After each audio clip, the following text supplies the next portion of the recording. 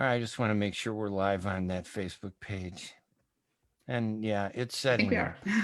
Yeah, I know. I think we are finally going there. So, Alice, tell us about how bad is the censorship? I mean, obviously, I'm joking around a little bit here with typical problems that we have with technology, but when we talk about censorship, we're really talking about something that goes beyond technology. It goes to the right of you and me to have a discussion in a country that is founded on the idea that we could talk about anything we want. But in reality, it doesn't sound like we can. What is the Right. reality that you found? I mean, I think there's a reality, and then there is the reality that we found ourselves in this year because of the pandemic, where pretty much all of our communication, all of our work, all of our schooling is happening online, and it is happening almost entirely on a handful of private platforms. So we do have certainly very strong constitutional protections in the U.S. We have a very strong culture of free speech, but then we also have the rights of private companies to do as they see fit. And when private companies are kind of dominating the entirety of our public discourse at this moment in the pandemic, then these two kind of values come into conflict. And that's really what happened in the story I wrote about here. And just for the general big picture, when we talk about a company like Facebook, we are talking about a private company, correct? I mean, it's not, this is like a new region of interest. It's not a utility that's governed by a government, and it's not a like news media in a real sense. Um, it's somewhere kind of in between. What kind of special problems have you seen with social media like Facebook when it comes to, hey, Alice, Ray Hanania, we want you to use our system so we can milk you for every piece of information you've ever had in your life and profit from it. And of course, I willingly do that because I'm dumb and I don't understand what the heck is going on with social media. And pretty soon, I post something and they just block it. I don't even know they block it sometimes until they block it or someone points it out. How do they get away with that? I mean, and is it that simple that we're talking about, or is it a bigger issue? I think what's happened here, and we're talking about Facebook, but the story is about Zoom, and there are issues with Twitter. I mean, this is kind of an issue that has happened across platforms. Is that these large tech platforms for a long time pitched themselves as just that, just platforms, and they said, all we're doing is offering a space for these conversations to happen. We are not in the business of moderating content. We are not in the business of shutting people down. And of course, inevitably, whenever you have speech and you have discourse, you have speech and discourse that people don't like, and kind of debate around that, and campaigns and pressure to shut down some of that speech. And so then we've seen over the years Facebook and Twitter and others kind of insert themselves into the platform and begin to moderate content. The way they have done that is, of course, a big topic, and there's much room for debate there, whether it's been done kind of equitably, and who has it been done by, and with sort of on what authority, and on with with what kind of expertise is definitely a question. I mean, we have seen that in a number of contexts, most certainly the election recently. We've seen all these notices that Twitter, for instance, has started posting on, the president's tweets that weren't there a few years ago. So like, it's very much a conversation that's changing. And I think these large tech companies are kind of trying to figure out what the role is, and possibly they're a little late to that question, I think, but And, and I don't think they've always made the right choices. and don't they have kind of social media? I've heard this and I've just recently learned this. I've been in journalism 40 years. I never knew this existed, but don't they have like a special protection from the government that says, hey, you can operate and allow the public, like Liche Speri and Ray Hanania, to say whatever they want, but you're not responsible for what they say. They're responsible for what they say. You just get to milk them for every piece of information that might be of value to you, and you can profit from it. So then they decide to censor you or censor me. But what is that protection about? Does that play into this at all? And is there some risk that that might be removed? Should it be removed? Does it make them more responsible? Talk a little bit about that. Yeah, I mean, I think you might want to talk to people that are more kind of, civil rights experts and attorneys and people that have spent more time thinking about this. As a journalist, I mean, I think we all kind of have this love-hate relationship with all of social media, where Right. all of our work inevitably ends up there. It is really not the only way for us to get our work out, but certainly the most significant. And at the same time, it is, kind of out of our hands. Once it's on social media, we do get a lot of pushback. And journalists, Palestinian journalists in particular, have been censored by Facebook and others sort of inconsistently. And I think that's kind of the big issue here, is that there isn't really a central protocol. I mean, all of these companies have policies that they refer to, but they're very ambiguous, really. There isn't like a sort of like consistent across the industry rule book when it comes to what is acceptable and what isn't acceptable speech. And because we don't have that, what happens is that these companies at any given time just respond to whoever the loudest complainer is, basically. So when you have these really kind of strong, large, well-funded, coordinated campaigns to go after someone, go after a journalist, or go after a group that's using social media to share their views, what it really boils down to at the end of the day is how powerful is the opposition to these voices. It's not necessarily Facebook, or in the case of this story, Zoom, that's going out there kind of searching for content to censor.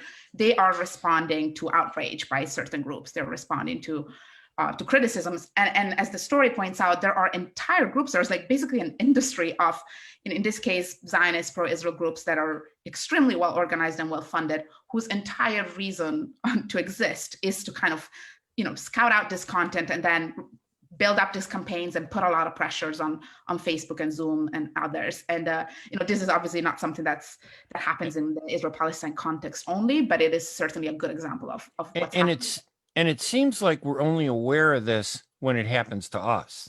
Right. Being Palestinian, I see how sometimes I'm censored. I see how sometimes friends of mine are censored. It's not just Facebook or Twitter. It could be many of the social media. It seems like they pick and choose what's right and what's wrong, what's good, what's bad. And it's almost as if they're making a commentary about me when they censor me, but they're basically saying I'm bad. And I'm thinking, why am I bad? I've probably done more for this country than they ever did. Zuckerberg never served in the military. I mean, I'm not proud of it, but in a way I am, because I shove it in the face of everybody who criticizes me and say, hey, go back to your country. And I go, my country's the south side of Chicago.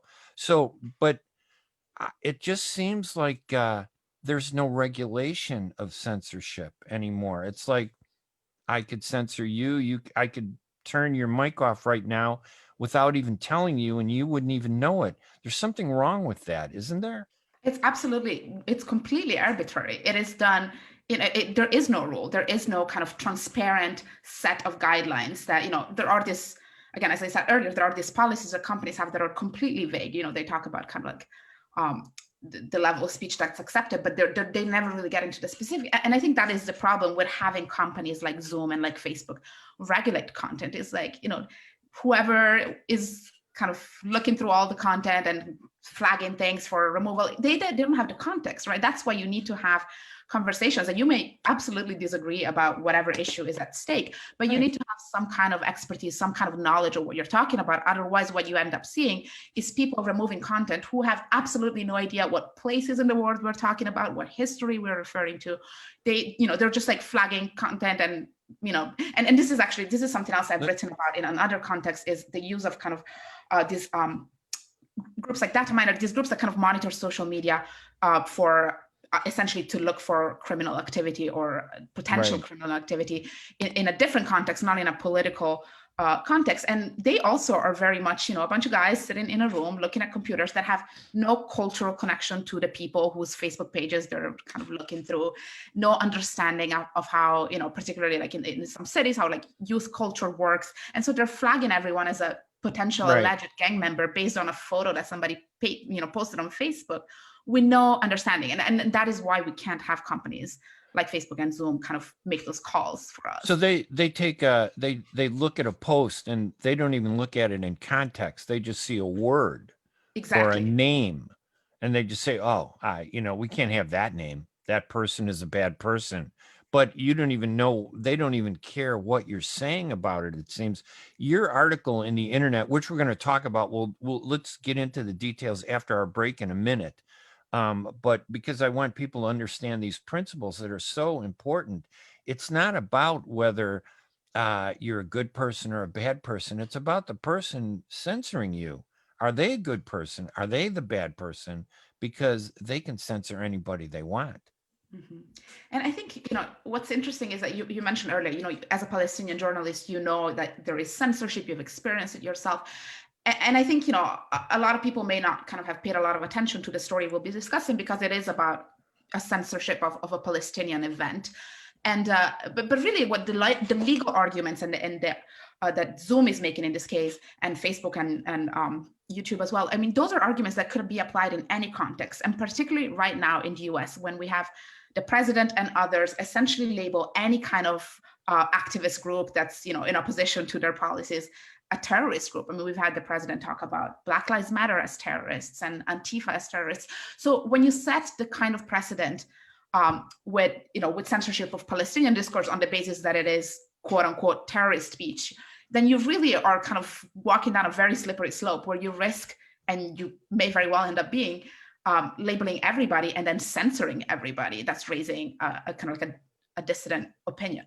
Yeah, I have no problem with somebody saying, "Oh, Ray Hanania, you're a supporter, a terrorist," as long as we can discuss it and debate it equally. As Yeah. long as the audience can hear all sides, I got no problem with it. I don't really like a lot of what President Trump has done, but what really bothers me has been the media. In my opinion, the media bias. They don't like him, so they've taken it to a real extreme extent that to me is not about Trump at all. It's about journalism. Mm-hmm. And to see Twitter every time he posts something, and I don't agree with what he says, but every time I see Twitter post something, it's upsetting to me.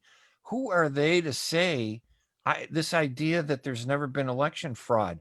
I'm not saying that there is, but we can't have a debate about it. We can't have a discussion about it. I don't think people realize that what's happening is cutting into the fundamental rights that they think they have as Americans, and they're being distracted by the topic that is on the screen. They think it's about Trump and his craziness. No, I mean, that's a whole different story. It's about whether one person at Twitter is going to decide that what you said is right or wrong, and they're going to make you look good or bad. We're going to take a quick break here. I'm Ray Hanania here, December 11, 2020, on the Ray Hanania Show, and we are talking with Alicia Speri, who is a writer and a really good writer with the Intercept. She's done some great stories there. She wrote a story this past week on the Intercept called and focused on Zoom, which is a new form of which we're on right now. I'm surprised. We better finish the show before they figure out we're talking about them. Zoom censorship of Palestine seminars, which are supposed to be about education. It sparks a fight over academic freedom. We're going to get into that right after this break that we're going to take. I'm Ray Hanania. This is the Ray Hanania Show on WNZK AM 690 on the U.S. Arab Radio Network. I'm here on the second Friday of every month. And after January, I should be back on every Wednesday morning, sponsored by the Arab News newspaper and other sponsors. We're taking a little holiday break to get everything all set up. The technology obviously is really a problem, but it's just managing it. And I will get that managed. We're going to take a break and we will be right back right after these messages. Read the Arab News newspaper for the latest on the U.S. elections, the battle for president, and breaking news and unique stories on Arabs in America and the world online at arabnews.com. The Arab News newspaper is the leading English language newspaper in the Arab world, with editions in France, Pakistan, Japan, Dubai, the Kingdom of Saudi Arabia, and bureaus in London, New York, and Chicago. Join the more than 5 million people who follow the Arab News on Facebook, online at arabnews.com. Kashat's Mediterranean Market in Shish Kebab offers a great array of your favorite Mediterranean meals. Meals range from lamb specialties, shawarma sandwiches, seafood dinners, and they offer special big trays of your favorite food, plus much more. Kashat's Mediterranean Market and Shish Kebab address is 32839 Northwestern Highway in Farmington Hills. Their phone number is 248 538 9552. That number again is 248 538 9552. And the supermarket is open from 8 a.m. to 9 p.m. Kashat's Mediterranean Market and Shish Kebab will definitely leave you satisfied. When you're looking for the best in optical care, Dr. Imad Nakash is your doctor to see. With years of experience and thousands of successful procedures performed, you can trust your eyes to Dr. Imad Nakash. See Dr. Imad Nakash and his professional staff for your eye care needs. There's 2 locations to serve you. In Hazel Park, call 248-336-3937. 248-336-3937. In Rochester Hills, call 248-299-3937. That's 248-299-3937. Get ready for an amazing experience at Ishtar Restaurant on 15 Mile Road in Sterling Heights. Enjoy excellent hospitality from owners Ali Al-Baghdadi and Fatty Bottom, serving the best in Mediterranean food. Try Chef Ali Al-Baghdadi's famous shawarma, the best Iraqi grills and food, and the best Arabic and international dishes. Dine in our authentic atmosphere or take out. Call 586-698-2585 or check us out on Facebook. Ishtar Restaurant practices all CDC guidelines and is open every day 11 a.m. to 10 p.m. Have an amazing experience today at Ishtar Restaurant, 3625 15 Mile Road, Sterling Heights. And welcome back to the Ray Hanania Show here on WNZK AM 690 radio, broadcast out of Detroit and through the internet, a world that is probably more censored than anything that we can possibly dream of. We're brought to you every second Tuesday of the month here in Detroit at 8 a.m. in Chicago, at 7 a.m., 1 p.m. in London. And we are broadcasting live on Facebook at facebook.com/US Arab Radio. So you can listen to us, obviously, in Detroit on the radio station there. And you can also listen to us thanks to the miracle of the internet. Anywhere in the world. We do have listeners in Dubai and occupied Jerusalem and in London. Some people might call London occupied London. I don't know. We're really fortunate this morning to have a great writer, Leila Speri. She's with the Intercept, and their website is theintercept.com. She wrote a really interesting story that caught my eye about Zoom. Now, Zoom, and her lead just touches right on it. Few companies have benefited from the coronavirus pandemic as much as Zoom. That is the understatement, Alicia. I think they went from $2 a share to like $800 a share overnight because it is the only way, one of the best ways. There's several other platforms. And we thought, wow, thank you, Zoom, for giving us this instrument so I could talk to my friend Alicia, a fellow journalist, wherever she's at, and not worry about getting infected with the coronavirus. And then all of a sudden, bam, they come down and they start censoring and interrupting. They literally could cut us off if they wanted to, correct? I mean, technically, yes, their argument was that they reserve the right to shut down a seminar for any reason or no reason at all. And that is a quote. Even though I paid, to get there's like $150 to use the Zoom platform every year, and then $300 to use the expanded Zoom platform so people can watch us. I'm paying them $450 a year just so they can abuse me. That is a very interesting point you raise, actually. I have a free account. I don't have the pro account, but this universities, because the censorship we're talking about happened at a number of universities, they have huge contracts with Zoom, right? I mean, they are running, the first university to be censored was San Francisco State University, which is part of the California university system. They have something like 480,000 students who are currently taking almost all of their classes on Zoom, which really kind of gives you a sense of, the dominance of this company in the life of this university. Overnight. And I was not able to get, information about, the financial component of this contract, but I can only imagine how, if you pay 100 and something. what And they just, and not to interrupt you, but so just to make that point really clear, to put a little, pin in it, these universities are paying Zoom a fortune so that they can make Zoom available to their systems. And suddenly Zoom just steps in and says, hey, you got a program at your school that we don't like, and we're not going to let it happen. Tell us what happened in this one case. In this one case, this was a seminar that was organized at San Francisco State University, and it was supposed to happen on September 23rd. And it was a seminar organized by two professors there, and one of the guest speakers on this seminar was Leila Khaled, who, for listeners who may not know about her, she is a 76-year-old now Palestinian activist, very well known, of course, to Palestinians. I think I have one of her books on my library here, because I'm from the 70s, the 50s, 60s, and 70s, so I know who she is. But you're right, a lot of people may not know who she is. Absolutely. I think everyone in your generation, Palestinian or not, has at the very least heard about her. People my generation, maybe not as much. But she, she's a member of the Popular Front for the Liberation of Palestine, the PFLP, which is a resistance group and political party in Palestine, which the US government lists as a foreign terrorist organization, along with many, many, many other groups around the world. And Leila Khaled is possibly best known for her role in two plane hijackings in 1969 and 1970.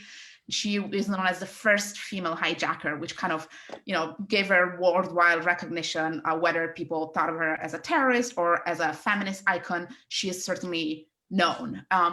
And since then, this is, we're talking about 50 years ago almost, but since then, Leila Khaled has been very involved with liberation movements worldwide, not just in the Palestinian one. And she was one of a number of speakers that was invited by two professors at San Francisco State. As soon as word of this event got out, there was a very strong, very well-coordinated campaign pressure that was put on the university to cancel the seminar. That didn't work. And so these groups really started putting their pressure on Zoom itself. And this was something new. We've seen groups pressure Facebook, pressure Twitter in the past, but as Zoom, as you said, has kind of overnight become this dominating company, they're for the first time dealing with this sort of organized pressure. So this was really the first known incident. And I imagine because of how it played out, there will be many more now. But basically what happened, Zoom canceled the seminar, warned the professors, warned the university that the event was not just against its terms of service, which, as I said earlier, Zoom kind of reserves the right to shut down content for any reason.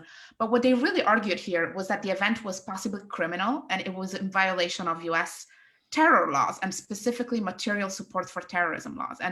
And that is a very kind of problematic and sort of, it's a bit of a stretch of a legal argument they made there. And we can get into that a little bit more later. But the university responded to this by essentially caving. I mean, Zoom decided they were going to cancel the class, the seminar, and the university said, we disagree, but we can't do anything about it. And that's essentially what happened. And that's amazing to me, because I would be upset if they canceled this show. I'm paying for that. I'm paying for the right. And then now I'm thinking that, do these social media, are they in a category where they're like a public utility? Because government has the responsibility and the power to go into a public utility like ComEd and say, hey, you can't shut down service to African Americans just because you don't like them. Maybe the same principle applies to Zoom. And I know this is a new area, but were you able to explore that aspect at all? So I've talked to a number of people, and I think this story is not over in a way. I mean, there are a lot of university groups, and there is a national group of university professors that's really kind of picking up this fight around this, because it's a new situation. I think it presents a lot of legal questions that just haven't been discussed before. So I think we are going to see, attorneys take this up in the following months and years if this continues to happen. One of the big disappointments on part of the professors I spoke with is that they felt the universities had a lot of power in their hands to do more. Yes, Zoom owns the platform, but the universities, first of all, have these massive contracts with Zoom, so they could simply threaten to, withdraw their business.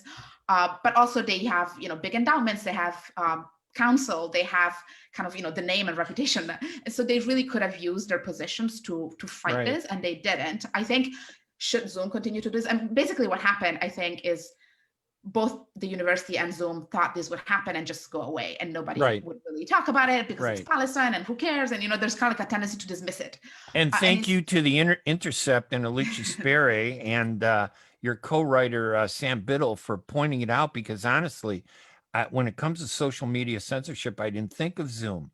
It was the first time I'd ever heard of Zoom now engaging. So anything that has to do with the internet communications is basically social media. They can do whatever they want to us. I think of social media as Facebook and Twitter, but it's not. It's anything where I interact with somebody else on the internet. There's a pattern. Something needs to be done. Did you get any reaction from anybody not about the substance of the issue? We're not debating whether Leila Khaled was a terrorist, wasn't a terrorist. I happen to like her. I understand what she did in the context of what she did. But from the issue of censorship, I'm hoping your article, and by doing the show, that we kind of stimulate a better understanding of that's the real threat. Absolutely. And that was really the point of the article. Like I kind of gave a little bit of context about Leila Khaled for people who don't know her, but it is absolutely not my point to determine whether or not, or, to kind of express judgment on Leila Khaled one way or another. And that is really not the point. And that is also not the point that the professors and the legal groups that have kind of stood up against it are making. Like, they are not interested in kind of debating Leila Khaled's role. What they're interested in is Zoom. Does Zoom have the authority? Should Zoom have the authority to determine what is and what isn't acceptable, not just acceptable speech between, two friends that call each other on Zoom, but academic speech? Like, can Zoom decide what professors can teach? And in this case, the question gets even more complicated because San Francisco State is a public university, which, adds kind of like an additional layer of complexity. The whole issue of these 26 states that have passed laws that says you can't boycott a foreign country, one specific foreign country, and it's a whole other topic, Israel, because of their apartheid racist policies. But, so if I do business with the state of Illinois can say, oh, you support the boycott, we're going to cancel your contract. And I'm going, What does it have to do with my contract to repair your computers? Alicia, we have to take one more break here. And I know that you're under the gun because you have to take care of other matters. But let's get this out of the way, and we'll finish a few minutes after. I know that you're on limited time. It's Friday, December 11th, and I'm Ray Hanania here at the Ray Hanania Show. My guest on the line is Leila Speri, and she is a writer with The Intercept, and the website is theintercept.com. It's a great news source to go to get some great stories. She wrote a phenomenal story about how Zoom is using censorship to decide what can and cannot be broadcast on a tool that we pay for. So we're going to take a quick break here at the Ray Hanania Show at WNZK AM 690 radio, broadcast out of Detroit, all over the world on radio and on the internet at facebook.com/US Arab Radio. Hopefully we're still on. I'm watching, so Facebook hasn't Bigfooted us or crunched us down. But we're going to take a break, and we're going to be right back right after these messages. Water covers 71% of the world, and the Arab News newspaper covers the rest, with breaking news from across the Arab and Muslim world and the latest on Arabs in America. Get inside the headlines with expert analysis and insight at arabnews.com. Join 5 million Facebook fans who stay in touch with the Arab News, the Arab world's leading English language newspaper, online at arabnews.com.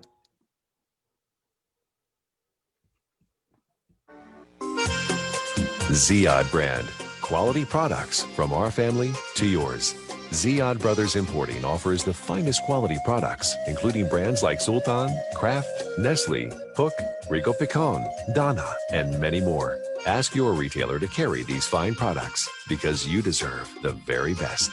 For more information, visit our website at www.ziyad.com. That's www.ziyad.com. Ziyad, quality products from our family to yours.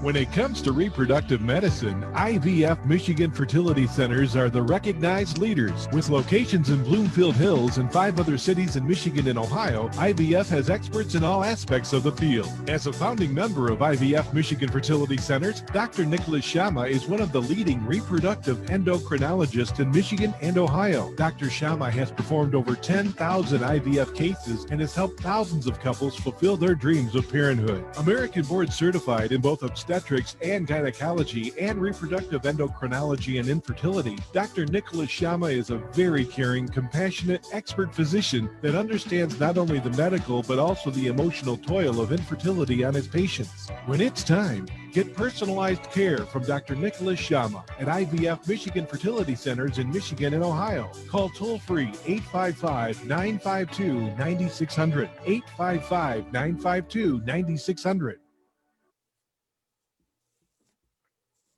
And welcome back to the Ray Hanania Show here at WNZK AM 690 Radio, broadcast out of Detroit. I'm Ray Hanania, your host. My website is hanania.com, and it'll open up the whole world of Ray Hanania's uncensored views about everything from Palestine all the way to Chicago politics. I covered Chicago City Hall for 20 years, and also the Middle East. So I got these mainstream columns and Middle East columns, and people are always confused about me, but and the older I get, there's no way that I can explain it. So go to hanania.com. You can kind of figure out what the heck I do and how I make a living. We're on the line with a great writer, Leila Speri.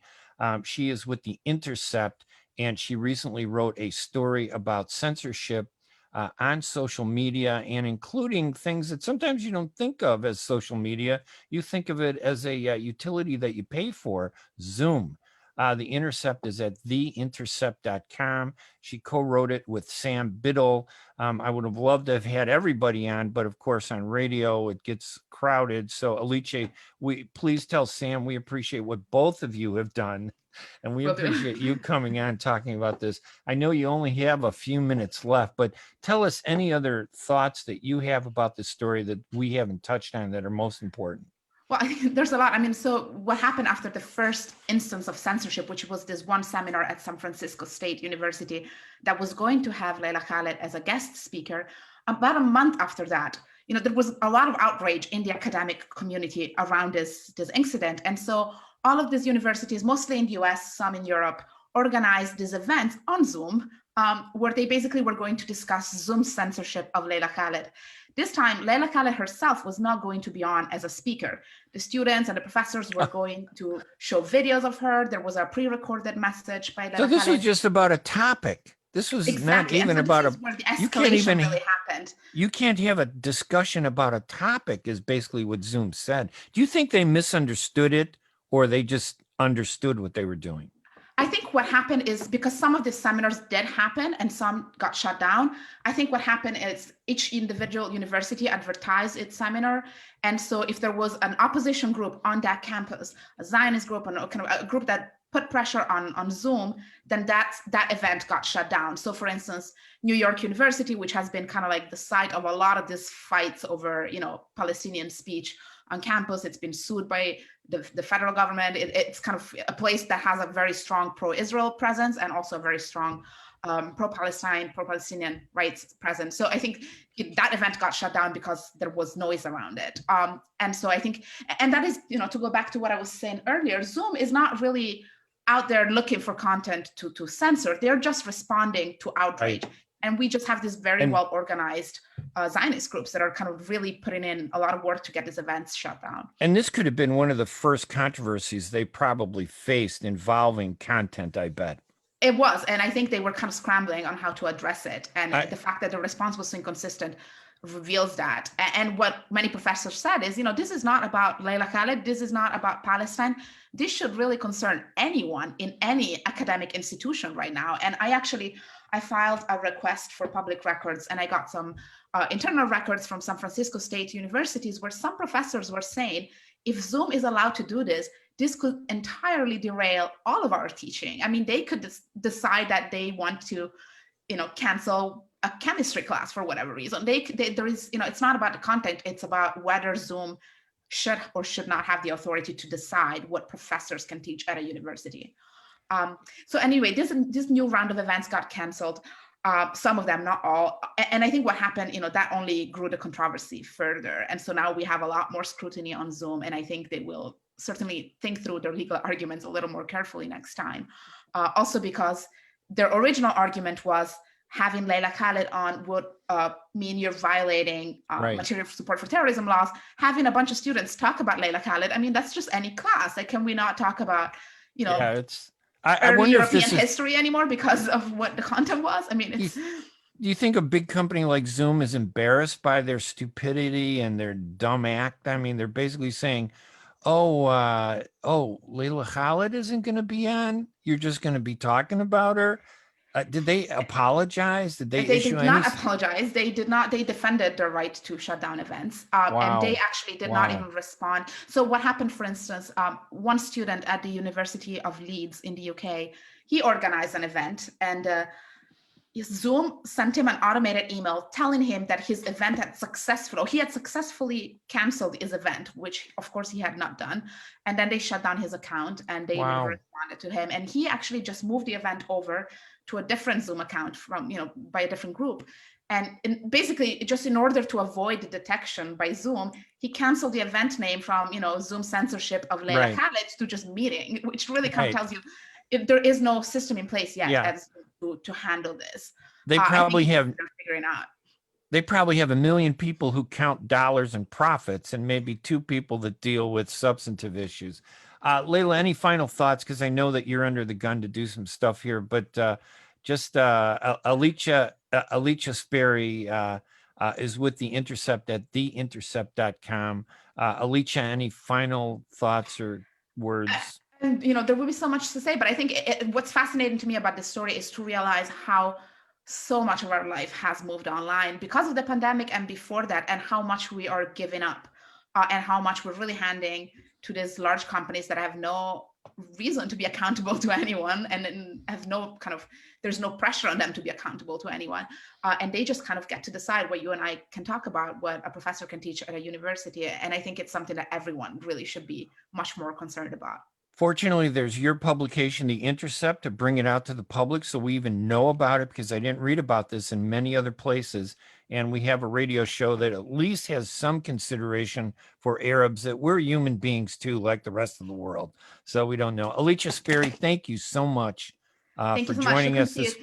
Oh, no, it was a lot of fun. And I apologize for the little stumbles here with the technology in the very beginning, but I do appreciate you hanging on and sticking with us. Thank you. Thank you so much. Have a wonderful day. You too. All right. That was Alicia Speri with The Intercept. You can go to their website at theintercept.com. I'm Ray Hanania. We're going to take our final break, and then when we come back, we'll open the lines to callers, and also on Facebook. If you want to post a question or a comment, you can go ahead and do that at US Arab Radio on Facebook. You can just go there to facebook.com/US Arab Radio. I'm Ray Hanania. We're going to be right back right after these messages. Life is a nonprofit charity that's provided humanitarian aid and development to people and communities for over 25 years, regardless of race, color, religion, or cultural background. When disaster occurs here or around the world, Life for Relief and Development rushes in to provide food, medical aid, and shelter to those in need. Please help improve these efforts. Make your tax-deductible donation to Life now at lifeusa.org or call 248-424-7493. At Top Rehab Physical Therapy Clinic in Dearborn, we provide effective physical therapy sessions in order to limit pain and discomfort. Top Rehab provides physical therapy care for any diagnosis prescribed by a physician, and we regularly see and treat conditions such as stroke, TMJ, fibromyalgia, sciatica, joint pain, and more. We use a variety of pain management methods, including modalities, soft tissue mobilization, and therapeutic exercise. If you're in need of physical rehabilitation or physical therapy, get the highest quality health care at Top Rehab. Most insurance is accepted, and we're open Monday, Wednesday, and Friday 8 to 6, Tuesday and Thursday 8 to 5, and Saturday 10 till 2. Call for an appointment today at 313-846-0555. That's 313-846-0555. Choose Top Rehab Physical Therapy Clinic on Michigan Avenue in Dearborn. Life's too short to be in pain. Are you going to start a restaurant or grocery store soon? Do you need floor plans and designs? Call Najee Abood at 734-744-9796. Do you want to buy kitchen and restaurant equipment at discount prices? Call Najee Abood now, 734-744-9796. New Concept Products and Design, the trademark of kitchen equipment. 5% discount on all purchases of $75,000 or more. New Concept Products and Design, new location, 31185 Schoolcraft in Livonia. Learn more at www.newconceptproducts.com.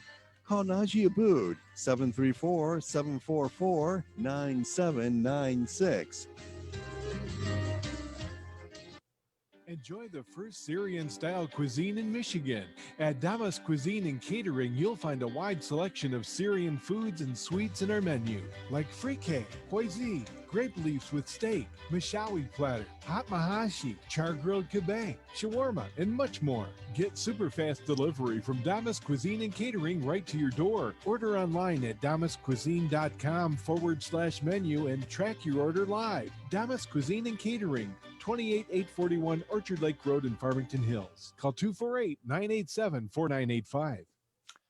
And welcome back to the Ray Hanania Show here at WNZK AM 690 Radio, based out of Detroit. I'm Ray Hanania.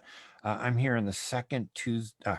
I keep saying Tuesday, the second Friday of every month, and occasionally on a Friday, filling in for some of the great hosts that Leila Al-Husseini has on Radio Baladi and the U.S. Arab Radio Network.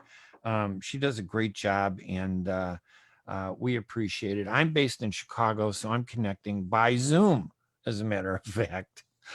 And we were just talking with Alice Speri from the Intercept, an online publication that I urge you to follow and read. It's a great place to get information. The Intercept did a story on Zoom and its first instance, apparently, of censorship. The couple of universities were having seminars talking about history. And it was the subject of history that Zoom didn't like. So they shut it down at these universities that are paying big money to Zoom. Who is Zoom to sit there and say that you can or can't talk about a topic? And I think in this case, Zoom, and they didn't apologize, they didn't recognize their error, but the truth is that Zoom took a topic. And that's part of the problem about political debate. We get too distracted by the secondary issue. Zoom was upset because the topic was Leila Khaled, who was the first female quote unquote terrorist. She was actually a hijacker. She hijacked a plane, I think once or twice, in protest of Israel's oppression back in it had to be in the 60s or 70s. And a historical moment when the Palestinians were engaged in armed resistance against Israel's military. So yeah, one person's terrorist is another person's freedom fighter. George Washington was a terrorist to the British. He's a hero to us. So, there's a right for you and I to debate that topic.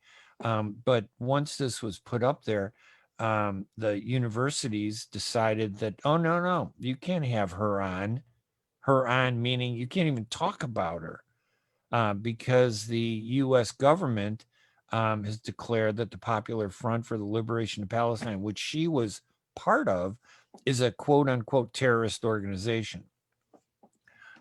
So that's very disturbing. And I get into this a lot with readers of my columns, the Middle East columns and the mainstream columns. For example, when I say that, I criticize Twitter for censoring President Trump. Now, it's not about President Trump. Yes, he's done some stupid, crazy things. He's done some good things, but he's done some stupid, crazy things. I think he's nuts, sometimes. He gets on there on Twitter and he says some of the most imbecilic blathering I've ever seen. And then on the other hand, he's done some really good things. So that is what I consider engageable. We should be able to talk about that. We should be able to debate it. You should have your opinion. You don't like them or you like them. That's not the point.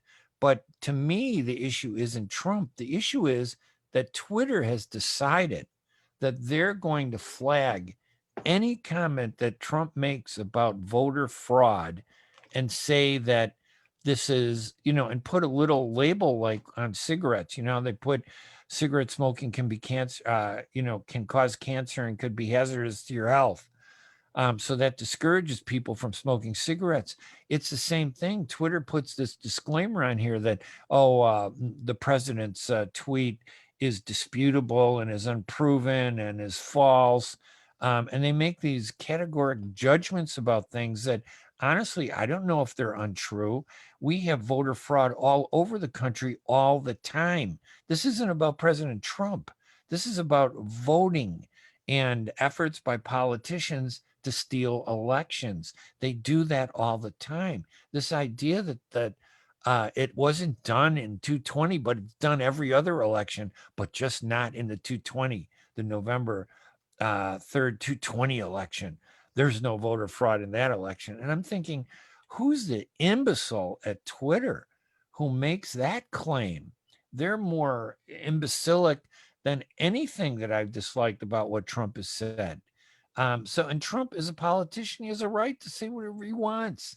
And if you don't think that there's voter fraud, you can argue back. That's the whole thing about free speech. We have the right to talk about it. But they're not allowing that to happen. Who is Twitter to tell us what we can or cannot talk about? Who is Facebook to sit there and provide a service to profit from it and then exploit us at their leisure, take our information and not tell us, and then make billions, hundreds, what is it, $900 billion? I don't even know what the value is. And then if I say something they don't like, they can just cut me off. They could cancel my account. They could shut me down. I have 5,000 friends, no explanation to my friends.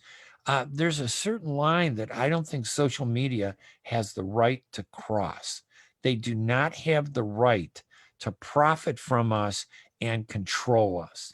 They have a right to, address serious issues. Like, of course, if someone is trying to organize violence, yes, that's a completely different story.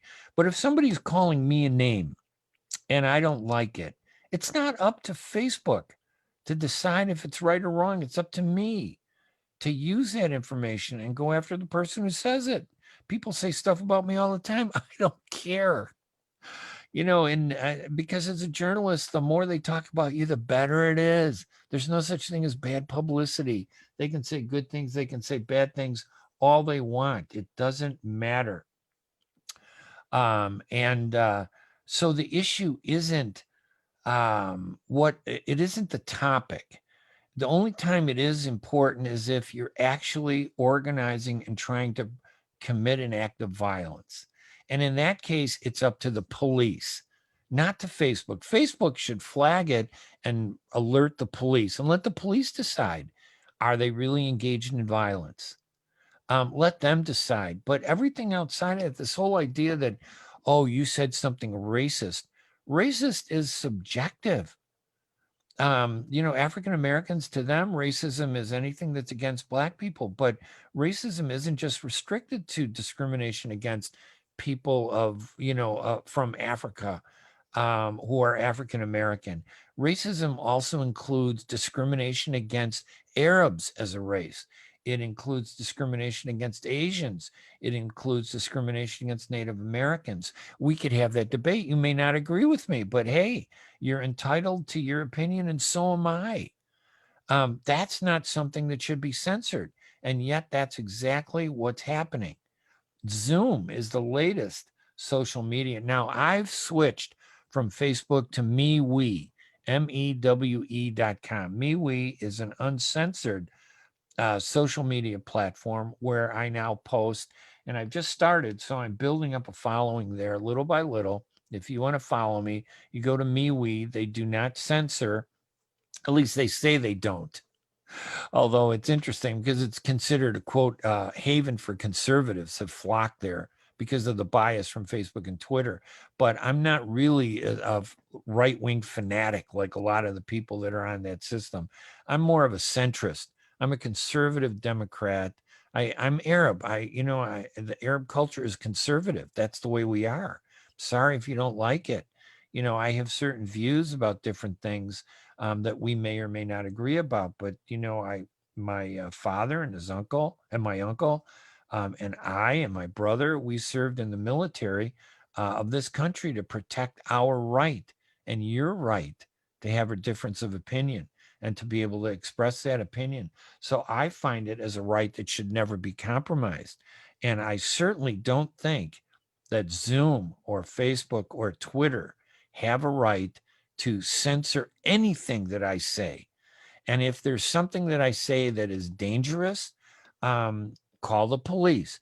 If I've libeled somebody, if I've said something, like the libel law involves accusing somebody of sexual acts or the use of drugs or committing a crime. If I say you committed a crime, if I talk about you, if you're a private person, I've crossed the line and you could sue me. But if you're a politician, there's only a very limited window of what you can sue a person for, for criticism. But that's decided not by Facebook. That's decided by the courts. You take it to the court system. That's where you go with it. You don't take it to Facebook and say, we don't need to use the legal system. We'll just use Facebook justice. We'll use Twitter justice. We'll decide. I mean, it's kind of a form of tyranny. Isn't that why we criticize countries in the Middle East? Isn't that why we criticize countries in the third world? Because the government says, we love our citizens only when they shut up and they don't say anything. I think that's wrong. And that's not democracy. That's certainly not freedom. And free speech is the fundamental basis of true democracy. You can't have democracy if you don't have free speech. And that's a problem when I criticize Israel, the government of Israel.